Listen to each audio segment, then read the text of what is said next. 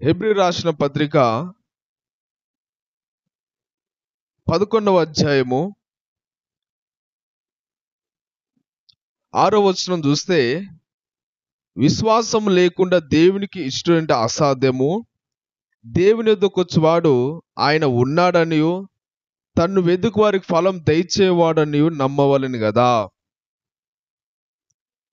ఇక్కడ దేవుని యొక్క వాక్యం మనం గమనించినట్లయితే, ఈ హెబ్రీ రాసిన పత్రిక ఈ 11వ అధ్యాయము చూస్తే విశ్వాసుల యోధుల యొక్క జీవిత చరిత్ర ఇక్కడ ఉంది. ఈ హెబ్రీ రాసిన పత్రిక 11వ అధ్యాయంలో విశ్వాస పరులు, విశ్వాస యోధులు వాళ్ళందరి జీవితము ఏ విధంగా విశ్వాసంతో జయించినారో, ఈ లోకాన్ని విశ్వాసంతో ఏ విధంగా జయించి దేవునికి ఇష్టలైనారో ఈ 11వ అధ్యాయం అంతా కూడా మనకు చెప్పబడుతున్నది. ఒక వ్యక్తి దేవుని దగ్గరికి వచ్చేటప్పుడు విశ్వాసంతోని రావాలి. దేవుని యొద్దకు వచ్చేవాడు ఎలా ఉండాలంట? విశ్వాసముతో రావాలి. విశ్వాసం అనేది చాలా ప్రాముఖ్యం. విశ్వాసం లేకపోతే దేవునికి ఇష్టలం కాలేము. ఇది చాలా ప్రాముఖ్యమైన మాట. మనకి ఎన్ని ఉన్నా కూడా, మనకు పాటలు పాడే వరం ఉన్నా, మనకు ఆరాధన చేసే వరం ఉన్నా, మనకు ఆయా తలాంతులున్నా, ఏదున్నా కూడా ఈ విశ్వాసం అనే వరం అనేది లేకపోతే వ్యర్థము. ఎందుకంటే విశ్వాసం ద్వారానే ఇక్కడి భక్తులందరూ కూడా దేవునికి ఇష్టలుగా మారినారు. మనం కూడా దేవునికి ఇష్టలుగా మారాలంటే మనలో కూడా మొదటిగా విశ్వాసం కావాలి. నీకు పాటలు పాడొచ్చినా రాకపోయినా పర్వాలేదు, వాక్యం చదవచ్చినా చదువు రాకపోయినా పర్లేదు, ఆరాధన చేయొచ్చినా చేయరాకపోయినా పర్వాలేదు, నీ దగ్గర ఏదున్నా ఏది లేకపోయినా పర్వాలేదు, నీవు మాత్రము నువ్వు ఎలా ఉన్నా పర్లేదు, కానీ మొదటిగా నీవు దేవునికి, నీ యొద్ద నుంచి దేవునికి ఏం కావాలంటే విశ్వాసం కావాలి. అప్పుడు నువ్వు దేవునికి ఇష్టం అవుతావు. అందుకని విశ్వాసం అనేది ఎలాంటిదో కొన్ని మాటలు పరిశుద్ధాత్మ దేవుని ప్రేరేపణ బట్టి మనం ధ్యానించుకుందాం. ఇక్కడ ఈ విశ్వాసం మనల్ని ఏం చేస్తుంది అనేసి కొన్ని మాటలు ధ్యానించుకుందాం. మొదటిగా విశ్వాసం మనల్ని ఏం చేస్తుందంటే, అపోస్తల కార్యముల గ్రంథము 16వ అధ్యాయము 31వ వచనం చదువుదాం. అపోస్తల కార్యముల గ్రంథము 16వ అధ్యాయము 31వ వచనం చదువుదాం. అందుకు వారు, ప్రభువైన యేసునందు విశ్వాసం ఉంచుము, అప్పుడు నీవును నీ ఇంటి వారును రక్షణ పొందుదురని చెప్పి. చెరసాల అధిపతి అడుగుతున్నాడు పౌలు దగ్గరకు వచ్చి, అయ్యలారా, నేను రక్షణ పొందడానికి నేనేం చేయాలి? నేను కూడా మీలాగా రక్షణ పొందడానికి, మీలాగా యేసు ప్రభుని నేను కూడా అంగీకరించడానికి ఏం చేయాలి? నాకు కూడా రక్షణ కావాలి, నాకు కూడా యేసు ప్రభు కావాలి, నేను కూడా యేసు ప్రభువుని నమ్ముకుంటాను. ఎందుకంటే మీలో ఉన్న భక్తి, మీలో ఉన్న ప్రార్థన, మీ దేవుడు ఎంత శక్తివాడో నేను చూసినాను. ఇప్పుడు మీరు ఎంత యథార్థవంతులో నేను చూసినాను. కాబట్టి మీరు నమ్మిన దేవుడు నేను కూడా నమ్మాలనుకుంటున్నాను. ఆ నమ్మాలంటే, నాకు రక్షణ కావాలంటే నేను ఏం చేయాలి? నేను ఏం చేయాలని? అయ్యలారా, రక్షణ పొందుటకు నేనేమి చేయవలెను అంటున్నాను. నేను ఏం చేయాలి? అన్నప్పుడు పౌలు శీల ఏమన్నారంటే, ప్రభు అయిన యేసు నందు విశ్వాసం ఉంచుము, అప్పుడు నీవును నీ ఇంటి వారును రక్షణ పొందుతారు. ఏం చేయమన్నారు వీళ్ళు? విశ్వాసం ఉంచమన్నారు. ఏం చేయమన్నారు? విశ్వాసం. ఎవరి యందు? యేసు ప్రభు యందు. ఎవరి యందు? యేసు ప్రభు యందు విశ్వాసం ఉంచాలి. నీకు రక్షణ కావాలంటే, నీకు నిత్య జీవం కావాలంటే, నీ పాపాల నుంచి నువ్వు విడిపించబడాలంటే, నీకు మొదటిగా ఏముండాలంటే విశ్వాసం ఉంచు. యేసు ప్రభు యందు విశ్వాసం ఉంచు. అదొక్కటి చేస్తే నీకు రక్షణ కలుగుతుంది. నీకే కాదు, నీ కుటుంబాన్ని కూడా రక్షణ కలుగుతుంది అంటున్నారు. మనం ఏం తేవలేకపోయినా పర్లేదు, ఇక మనం బలులు తేవని అవసరం లేదు. రక్షణ పొందడానికి మనం బలులు తేవని అవసరం లేదు. ఎందుకంటే పాత నిబంధనలో బలులు అర్పిస్తే పాపాలు పోయేటి. ఒక వ్యక్తి పాపం పోవాలంటే పాత నిబంధనలో ఒక గొర్రె పిల్లను, ఒక మేకను, ఏదో ఒకటి తీసుకొచ్చి వారి పాపాల నిమిత్తం అది బలి కావాలి. పాత నిబంధనలు అట్లా ఉంది. మనుషుల పాపాలు అంటే ఒక పశు బలు కావాలి, అప్పుడు మాత్రమే పాపాలు పోయేటి, అప్పుడు మాత్రమే వాళ్ళు క్షమించబడేటోళ్ళు, వాళ్ళకి రక్షణ వచ్చేది. అయితే కొత్త నిబంధనలు మాత్రము అలా కాదు. మనం బలులు దేవని అవసరం లేదు రక్షణ కావాలంటే. ఎందుకంటే మన కోసం ఒకేసారి యేసు ప్రభు బలైపోయినాడు. సిలువలో మన పాపాల కోసం చనిపోయినాడు. ఇప్పుడు నువ్వు చనిపోని అవసరం లేదు, నువ్వు బలులు దేవని అవసరం లేదు. కానీ యేసు ప్రభు యందు విశ్వాసం ఉంచితే చాలు, నీకు రక్షణ కలుగుతుంది అంటున్నాడు. ఎంత మంచి మాట చూడండి. ఇది ఉచితంగా దొరుకుతుంది రక్షణ. ఎక్కడ ఎవరు కూడా ఇయ్యలేరు రక్షణ. మన ఆత్మకు రక్షణ కావాలంటే యేసు ప్రభు యందు విశ్వాసం ఉంచాలి. మన ఆత్మకు రక్షణ కావాలి. ఇది నరకంలో గాలిపోకుండా ఉండాలంటే, ఇది పరలోకంలో చేర్చబడాలంటే, దేవుని యొద్దకు చేర్చబడాలంటే నీ ఆత్మకు రక్షణ ఉండాలి. ఆ రక్షణ ఎక్కడ దొరుకుతుంది? యేసు ప్రభు యందు విశ్వాసం ఉంచాలి, అప్పుడు మాత్రం రక్షణ దొరుకుతుంది. నువ్వు ఏ నీళ్ళలో మునిగినా కూడా నీకు రక్షణ ఉండదు. ఏ పాలతో నువ్వు కడగబడినా నీకు రక్షణ ఉండదు. పండ్ల రసాలతో కడగబడిన రక్షణ ఉండదు. ఎంత ధనం ఇచ్చి నువ్వు కొనుక్కోవాలనుకున్నా కొనుక్కోలేవు. ఏ నిప్పుల మీద రక్షణ, నీకు రక్షణ రాదు. నువ్వు ఎక్కడ పోయినా కూడా నీకు రక్షణ రాదు. ఎవరు కూడా రక్షణ ఇవ్వలేరు. కానీ కేవలము యేసు ప్రభు యందు విశ్వాసం ఉంచితే నీకు రక్షణ కలుగుతుంది. విశ్వాసం ఉంచాలి. ఆయన నా పాపాల కోసం చనిపోయినాడని విశ్వాసం ఉంచాలి. యేసు ప్రభు నా పాపాలు భరించినాడు, నా పాపాల కోసం చనిపోయినాడు, ఆయనే నిజదేవుడు, లోకరక్షకు గొప్పవాడని నువ్వు విశ్వాసం ఉంచాలి. అప్పుడు మాత్రమే నీ పాపాల నుండి నువ్వు విడుదల పొంది నీకు రక్షణ పొందగలుగుతావు. చాలా మంది ఏమంటారంటే, మనకు రక్షణ కావాలంటే క్రియలు చేస్తే సరిపోతుంది. క్రియలు అంటే మంచి పనులు చేస్తే రక్షణ కలుగుతుంది అని అంటారు. మరి మంచి పనులు చేస్తే రక్షణ కలుగుతుంది అన్నట్లయితే యేసు ప్రభు ఎందుకు వచ్చేవాడు? ఆయన అసలు రావాల్సిన అవసరం ఏంది? నీ మంచి పనుల ద్వారా నువ్వు పరలోకం పోతావంటే, నీ మంచి పనుల ద్వారా నీ పాపాలు క్షమించబడతాయంటే, నీ మంచి పనుల ద్వారా నీకు రక్షణ దొరుకుతుందంటే యేసు ప్రభు ఎందుకు వచ్చేవాడు? రావాల్సిన అవసరమే ఉంది లేదు. ఒక వ్యక్తి మంచి పనుల ద్వారా, మంచి చేష్టల ద్వారా, వాళ్ళ క్రియల ద్వారా వాళ్ళు నీతిమంతులుగా తీర్చబడలేరు. వాళ్ళ పాపాలు పోవు, వాళ్ళకి రక్షణ లేదు అని బైబిలే చెప్తుంది. చూడండి, రోమా పత్రిక 5వ అధ్యాయము 1వ వచనంలో ఉంది ఈ మాట.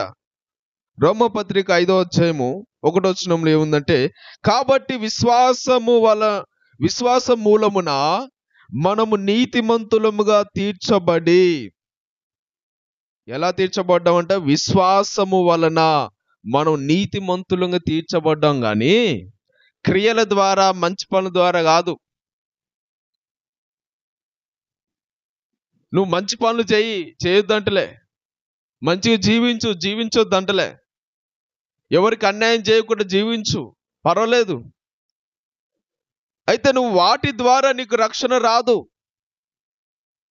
ఒక వ్యక్తి బైబిల్లో అలాగనే ఉన్నాడు. ఆ వ్యక్తి చిన్నప్పటి నుంచి కూడా, బాల్యం నుంచే దేవుని ధర్మశాస్త్రాన్ని అనుసరిస్తూ అతడు మంచి పనులు చేస్తున్నాడు. తల్లిదండ్రులు సన్మానిస్తున్నాడు, దొంగతనం చేస్తలేడు, వ్యభిచారం చేస్తలేడు, నరహత్య చేస్తలేడు, అబద్ధం ఆడతలేడు, ఏది చేస్తలేడు, మంచి పనులు చేస్తున్నాడు. కానీ అతనికి నిత్య జీవం లేదు, రక్షణ లేదు. అది దొరకాలంటే ఏం చేయాలని ఆలోచించినప్పుడు అతడు యేసు ప్రభు దగ్గర దొరుకుతుందని తెలుసుకొని యేసు ప్రభు దగ్గరకు వచ్చిన. మంచి పనుల ద్వారా ఒక వ్యక్తి నీతిమంతుడిగా తీర్చబడలేడు. నేను దాన ధర్మాలు చేస్తున్నాను, అందరికీ చాలా దాన ధర్మాలు చేస్తా కాబట్టి నాకు రక్షణ దొరుకుతుంది, నా పాపాలు క్షమించబడతాయి, నాకు స్వర్గంలో నేను ప్రవేశిస్తాను అనుకుంటారు. నేను ఎవరికి అన్యాయం చేయలేదు, ఎవరిని మోసం చేయలేదు, ఎవరికి ఏ ద్రోహం చేయలేదు, ఏ పాపం చేయలేదు, అందరిని క్షమించినాను, ప్రేమించినాను, అందరికీ సాయం చేసినాను, బీదలను కనికరించినాను, దాన ధర్మాలు చేసినాను, నేను నా జీవిత కాలంలో ఒక్కరు కూడా అన్యాయం చేయలేదు, మేలే చేసినాను నాకున్నదంతా కూడా.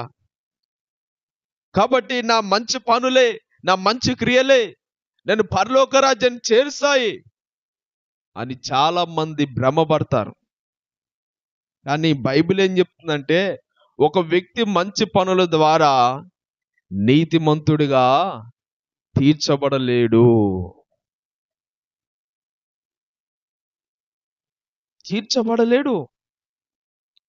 ఒక గొర్రెల రక్తం, మేకల రక్తం ద్వారా రక్షణ రాదు.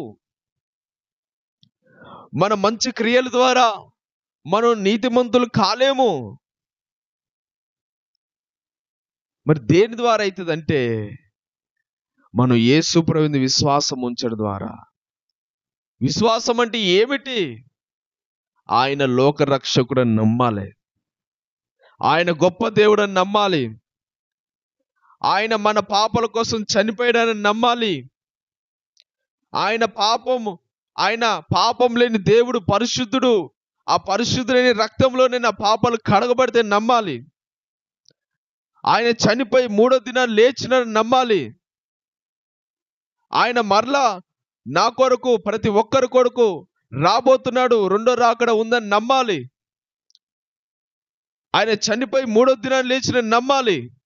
అప్పుడు మాత్రమే మనకు రక్షణ కలుగుతుంది. విశ్వాసం ఉంచాలి. అందుకనే బైబిల్లో ఒక మాట ఉంది, ఏమనంటే రోమా పత్రిక 10వ అధ్యాయము ఇక్కడ 9వ వచనం చూద్దాం. రోమా పత్రిక 10వ అధ్యాయము 9వ వచనం చూద్దాం. అదేమనగా, యేసు ప్రభు అని నీ నోటితో ఒప్పుకొని దేవుడు మృతులలో నుండి ఆయన లేపనని నీ హృదయమందు విశ్వసించిన ఎడలా నీవు రక్షించబడతావు. ఏం చేయాలంట? రక్షణ కావాలంటే ఏం చేయాలంట? యేసు ప్రభు అని ఏం చేయాలి? నోటితో ఒప్పుకోవాలి. రెండోది ఏం చేయాలంట? దేవుడు మృతులలో నుండి ఆయన లేపనని నీ హృదయమందు విశ్వసించిన ఎడలా నీవు రక్షించబడతావు. ఇక్కడ 2 పాయింట్లు ఉన్నాయి. ఇక్కడ ఒకటేమో దేవుడు యేసు ప్రభువుని లేపినాడని మన హృదయంలో విశ్వాసం ఉంచాలి. మన హృదయంలో దేవుని యందు ఏం చేయాలి? విశ్వాసం ఉంచాలి. రెండోదిగా యేసుక్రీస్తు ప్రభు అని మనం నోటితో ఒప్పుకోవాలి. ఇక్కడ 2 పనులు చేయాలి మనం. అప్పుడు మాత్రమే మనం రక్షించబడతామంట, మనకు రక్షణ దొరుకుతుందంట. ఇది చాలా ప్రాముఖ్యమైనవి. ఏదో మనం బాప్తిసం తీసుకోగానే మనకు రక్షణ వచ్చిందని అనుకోవడం ఇంకా అది సరిపోదు. ఎప్పుడైనా చాలా మంది అదే భ్రమలో ఉన్నారు. ఇక నేను బాప్తిసం తీసుకున్నాను, నేను పరలోకం పోతాను. వాళ్ళు ఇష్టం వచ్చినట్టు జీవిస్తారు. తర్వాత పెళ్లి బాప్తిసం అని, ఏదో అద్భుతాలు బాప్తిసం అని, సమాధి దొరకడానికి బాప్తిసము, ఇలాంటివన్నీ కూడా వ్యర్థమైన ఆలోచనలతో బాప్తిసం తీసుకుంటారు. దాంట్లో నీకు రక్షణ లేదు. విశ్వాసం అంటే ఏంటిది? మొదట నీ హృదయంలో విశ్వసించాలి.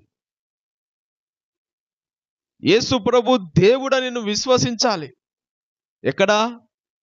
నీ అంతరంగంలో విశ్వసించాలి. నీ హృదయంలో విశ్వసించాలి. చాలా మందికి ఎలా ఉంటుందంటే హృదయంలో విశ్వాసం ఉంచుతారు కానీ నోటితో ఒప్పుకోరు. ఇంకొంతమంది ఎలా ఉంటారంటే నోటితో ఒప్పుకుంటారు కానీ హృదయంలో విశ్వాసం ఉంచరు. ఇలాంటి వాళ్ళు దేవునికి ఇష్టలు కాలేరు. నీ హృదయంలో ఏం చేయాలంటే విశ్వాసం అనేది ఉండాలి. బలమైన విశ్వాసం ఉండాలి.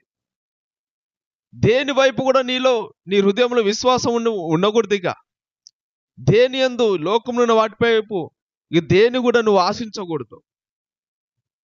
నీ హృదయంలో నువ్వు విశ్వాసము కలిగి ఉండాలి దేవుని యందు. ఆయనే నా రక్షకుడు అని విశ్వాసంతో ఉండాలి. ఆయన చనిపోయి తిరిగి లేచినాడు, దేవుడు ఆయన లేపినాడని నువ్వు విశ్వాసంతో నువ్వు జీవించాలి.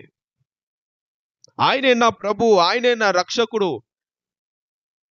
ఆయన సత్యవంతుడు, నిజదేవుడు, లోకరక్షకుడు, పాపులు రక్షించడానికి వచ్చినాడని నీ హృదయంలో నువ్వేం చేయాలంటే విశ్వాసం ఉంచాలి.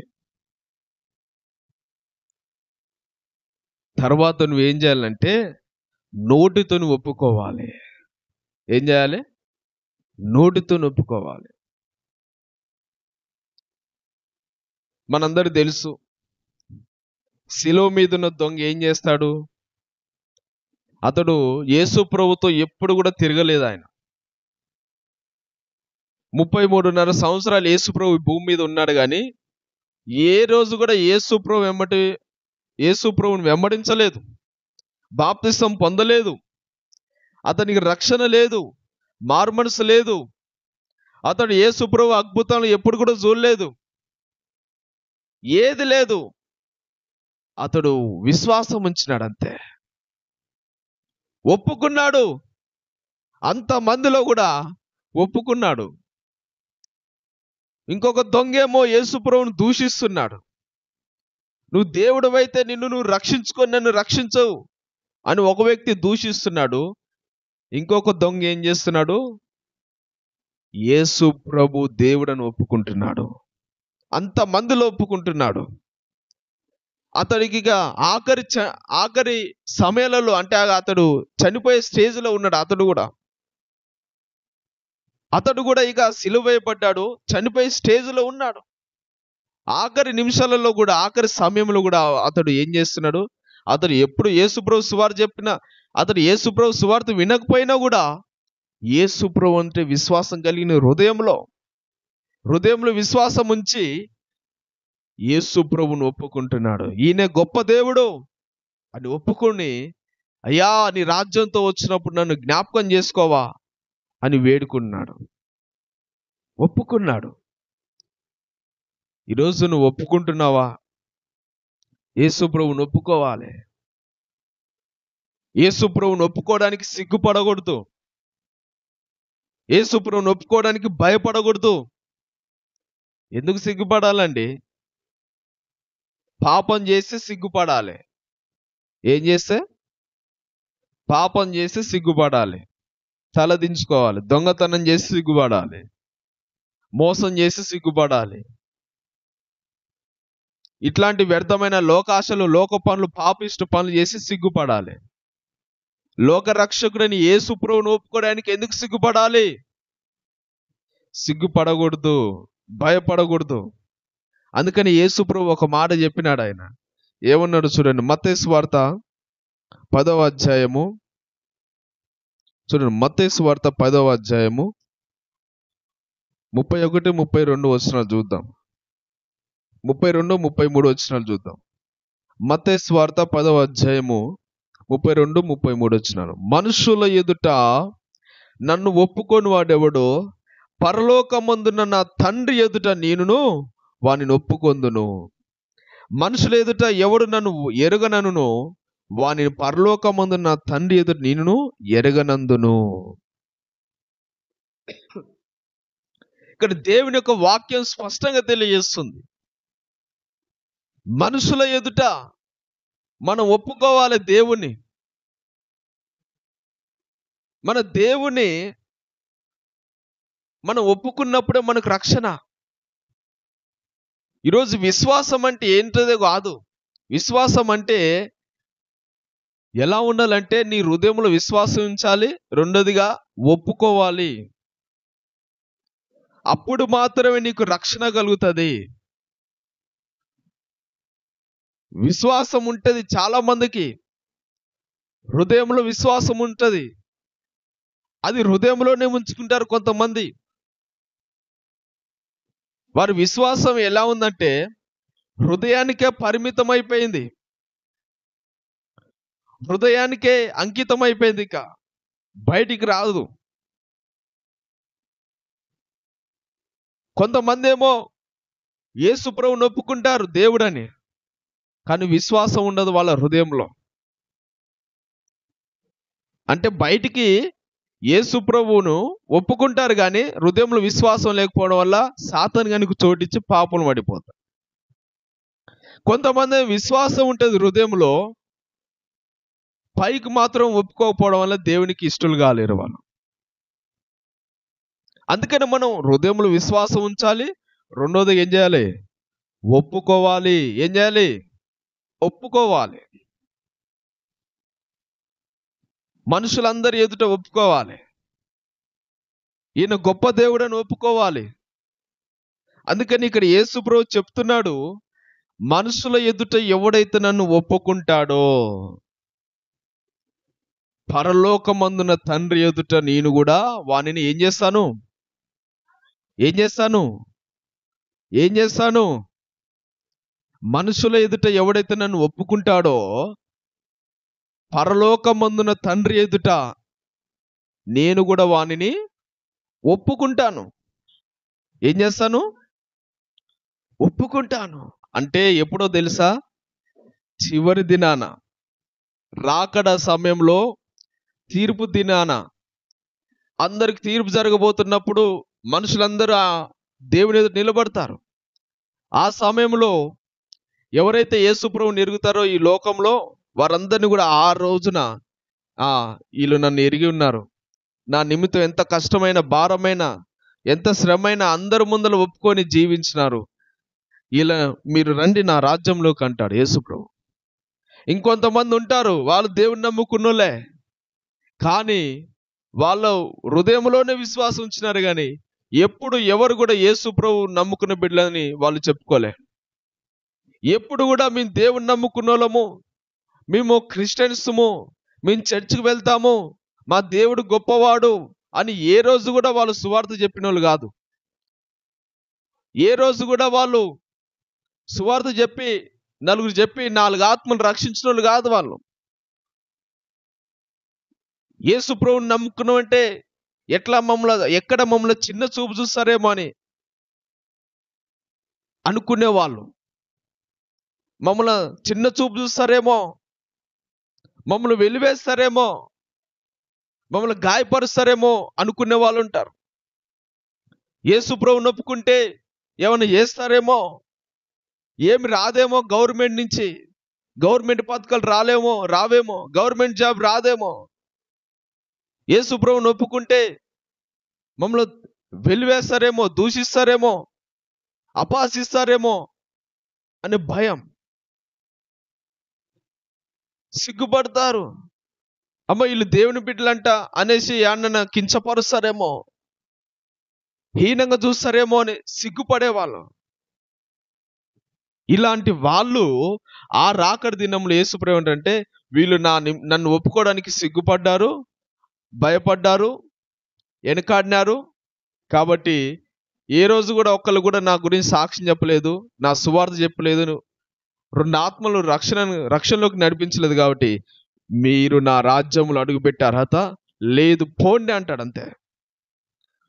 అయ్యా నిన్ను మేము వెంబడించినాము, నేను మా పుట్టుకతోనే క్రైస్తవులం, మా తాతల ముత్తాతల కంచి దేవుని నమ్ముకున్నాము, మేము ఎప్పటి నుంచో మిమ్మల్ని అనుసరిస్తున్నామయ్యా, మేము బాప్తిసం పొందినాం, రక్షణ పొందినాం, మందిరానికి వచ్చేది, అద్భుత కార్యాలు చూసినాము, స్వస్థతలు చూసినాము, అద్భుతాలు చేసినాము, ఆశ్చర్యకార్యాలు చేసినాము అంటే యేసుప్రభు అంటాడు, మీరెవరో నాకు తెలియదు, పోండి అంటాడు. అంతే. వేషధారులారా, మీరెవరో నాకు తెలియదు, పోండి అంటాడు. అందుకని ఆ రోజున అలాంటి భయంకరమైన పరిస్థితి రాకుండా ఉండాలంటే, నువ్వు త్రోసివేయబడకుండా ఉండాలంటే, నువ్వు ఈ రోజు నువ్వేం చేయాలంటే నీ హృదయంలో విశ్వాసం ఉంచాలి. రెండోదిగా ఒప్పుకోవాలి. మనుషులందరి ఎదుట ఒప్పుకోవాలి, నీ బంధువులు ఎదుట ఒప్పుకోవాలి, నీ స్నేహితులు ఎదుట ఒప్పుకోవాలి, నువ్వు పనిచేసే స్థలంలో ఒప్పుకోవాలి, నువ్వు వ్యాపారం చేసే స్థలంలో ఒప్పుకోవాలి, నువ్వు నివసిస్తున్న స్థలంలో ఒప్పుకోవాలి, నువ్వు ఎక్కడున్నా సరే ఆ స్థలంలో యేసు ప్రభువును ఒప్పుకోవాలి. అప్పుడు మాత్రం నీకు రక్షణ ఉంటుంది. అంటే నేను రోడ్డు మీద పోయేటోళ్ళల్లా, ఎక్కడో ఆ బస్సులు ఎక్కేటోళ్ళల్లా ఎక్కడ పడితే అక్కడ యేసు ప్రభు గొప్ప దేవుడు, యేసు ప్రభు నమ్ముకున్నాని వాళ్ళు బలంతో చేయమని చెప్తలే. నీ వ్యక్తిగత జీవితంలో నీవు క్రైస్తవురాలని ఇతరులు గుర్తించే విధంగా నువ్వు జీవించాలి. బైబిల్ పట్టుకొని పోవడానికి సిగ్గుపడకూడదు. చాలా మంది బైబిల్ పట్టుకోవడం పోవడానికి సిగ్గుపడతారు. దేవుని మందిరానికి వెళ్ళడానికి సిగ్గుపడడం ఎందుకు? మందిరానికి తెల్లబట్టలు వేసుకొని పోతే ఏమన్నా అనుకుంటారేమో అని తెల్లబట్టలు వేసుకొని పోరు. బైబిల్ పట్టుకొని పోతే ఏమన్నా అంటారేమో అనేసి సిగ్గుపడతారు. పాటలు పడితే ఏమన్నా అనుకుంటారేమో సిగ్గు. ఇలాంటి వాళ్ళు ఏందంట, రక్షణ లేదు వాళ్ళకి. నిజంగా వాళ్ళు బాప్తిసం పొందుకున్నారు కానీ రక్షణ పరులు కాదు వాళ్ళు. ఎన్ని రోజులు మందిరానికి వచ్చిన వేస్ట్. నువ్వు నిజానికి బయటకు ఒప్పుకోకపోతే నువ్వు ఎందుకు దేవుణ్ణి నమ్ముకొని? నీ హృదయంలో విశ్వాసం ఉంటే సరిపోదు, అందరి ముందు కూడా నిన్ను కనుపరుచుకోవాలి. అంటే యేసుక్రీస్తు బిడ్డనని వాళ్ళు ఎరిగే విధంగా నీ క్రియలు ఉండాలి, నీ విశ్వాసం ఆ విధంగా ఉండాలి. నువ్వేదో గొప్పగా డంబారచారం చేసుకునే అవసరం లేదు. నీ మంచితనం బట్టి నువ్వు ప్రార్థన చేస్తున్నప్పుడు, నువ్వు బైబిల్ పట్టుకొని వెళ్తున్నప్పుడు, నువ్వు మందిరానికి వెళ్తున్నప్పుడు, పాటలు పాడుతున్నప్పుడు, దేవుని సువార్త చెప్తున్నప్పుడు అందరు చూసి నిన్నే అనుకుంటారు నువ్వు క్రైస్తవుడు అని. ఇంకా నువ్వు వేరే గొప్ప చెప్పుకునే అవసరం లేదు. ఇది చేస్తే చాలు. అంతేగాని నీ ఇంట్లోనే కూర్చొని చేసుకుంటా, ఎవరు కనిపించకుండా చేసుకుంటా, రూమ్లో చేసుకుంటా. అందుకనే ఒకసారి ఒక దైవజనుడు ఈ మాట అన్నాడంట. తండ్రి ఏమన్నాడంటే, కుమారుడా, మనం చిక్కులోలము, మన చిక్కు మతం వేరు, నువ్వు యేసు ప్రభువుని నమ్ముకున్నావు కాబట్టి నువ్వు నమ్ముకున్నావులే కానీ ఎవ్వరి తెలవకుండా నువ్వు ఒక్కనివే నీ రూమ్లో ప్రార్థన చేసుకో, బయటకు ఎవరు కూడా చెప్పకు నేను యేసు ప్రభువుని నమ్ముకున్నా, యేసు ప్రభు గొప్ప దేవుడు అని ఎవరికి చెప్పకు. ఎవరు తెలియకుండా జీవించు, ఒక్కనివే ఇంట్లో రూమ్లో ప్రార్థన చేసుకుని ఉండు. ఇది వేషధారణ కదా? ఎందుకు ఆ భక్తిగా? సచ్చిన శవంతో సమానం. నువ్వు చిక్కులలో అయితేంది, ఎవరైతేంది, అది వేస్ట్గా భక్తి. ఆ భక్తి చేసేదానికంటే ఉత్తగుండడం మేలు. అందుకని ఆ దైవజనుడు అన్నాడు, ఏమన్నాడంటే, నానా ముక్కు మూసుకొని ఎంతసేపు మనం ఉండగలుగుతాం అనేసి అన్నాడు. ముక్కు మూసుకొని ఎంతసేపు ఉండగలుగుతాము? ఒక్క నిమిషం కూడా ఉండలేము. అలాగనే యేసు ప్రభువుని నేను ఒప్పుకోకుండా, యేసు ప్రభువుని నేను ఎరిగి ఉండకుండా, యేసు ప్రభు గురించి చెప్పలేకుండా నేను జీవించలేను అన్నాడు ఆయన. ఎంత గొప్ప విశ్వాసం చూడండి. అది విశ్వాసం అంటే. ఆ విశ్వాసం కలిగి ఉంటే నువ్వు బాప్తిసం తీసుకోపోయినా పర్లేదు. ఇక తీసుకోవద్దంటలే, తీసుకోవాలి, కానీ అట్టి బలమైన విశ్వాసం ఉండాలి. ఆ విశ్వాసం లేకపోతే నువ్వు బాప్తిసం తీసుకోపోయినా తీసుకున్న వేస్టే. ఆ శిలువ మీద ఉన్న దొంగకి బలమైన విశ్వాసం ఉంది. అందుకని అతను బాప్తిసం తీసుకోలేకపోయినా కూడా ఆ చివరి దినాలలో చనిపోయినా కూడా పరలోకంలో ప్రవేశించిన. అందుకని ఈరోజు మనము విశ్వాసం ద్వారా మనకేం కలుగుతుందంటే రక్షణ ఉంటుంది. మనం రక్షించబడతాము. విశ్వాసం ఏం చేస్తుందంటే మనము రక్షణలోకి నడిపిస్తుంది. అందుకని దేవునికి ఇష్టడై ఉండాలంటే విశ్వాసం ఉండాలి. దేవుని యొద్దకు వచ్చే వాళ్ళకి విశ్వాసం ఉండాలి, విశ్వాసంతో రావాలి. ఆ విశ్వాసంతో వచ్చినప్పుడే మన ఆత్మకు రక్షణ ఉంటుంది. బలుల ద్వారా, దేని ద్వారా రక్షణ ఉండదు. యేసు రక్తం ద్వారా మనకు రక్షణ ఉంటుంది. క్రియల ద్వారా మనం రక్షించబడలేము. యేసు ప్రభువుని విశ్వాసం ద్వారా రక్షించబడతాము. యేసు ప్రభువుని మనం నోటితో ఒప్పుకోవాలి, మన హృదయంలో విశ్వాసం ఉంచాలి. అప్పుడు మాత్రం మనకు రక్షణ ఉంటుంది. మనుషుల ఎదుట యేసు ప్రభువుని ఒప్పుకుంటేనే పరలోకంలో ఒక దినాన్ని కూడా యేసు ప్రభు మనల్ని కూడా ఒప్పుకుంటాడు పరలోకం చేర్చుకోవడానికి. అందుకనే విశ్వాసం అంటే ఏదేదో కాదండి. విశ్వాసం అంటే మన హృదయంలో విశ్వసించాలి, మన నోటితో కూడా ఒప్పుకోవాలి.